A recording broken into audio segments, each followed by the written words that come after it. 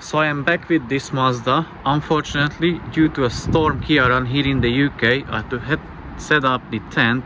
Not because of it, I have to set it up anyways because of the rain, but I had to support with these stands. My grandfather made them for me, not for this purpose, but at this time it fits the purpose.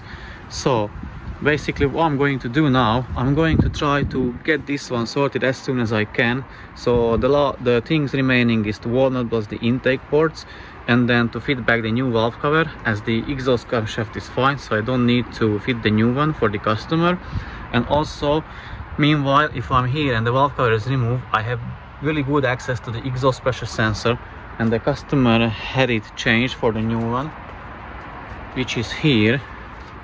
But just to be on the safe side and make sure there is no restriction there, I will pull vacuum on it. So that means if there is no vacuum, no resistance, that the pipe down there is free flowing of air.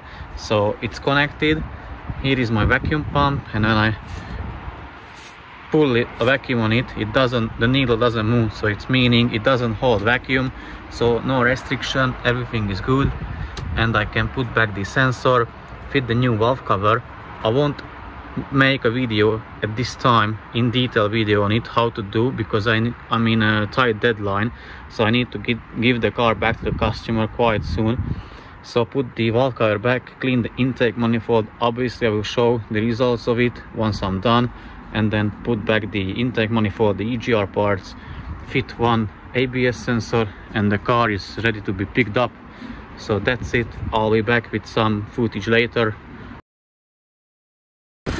Okay guys, it is 6:15. The car is running. I'm still letting the coolant to bleed, and then I will have to fit the ABS sensor, but I'm not going to do it today as it is already dark and cold.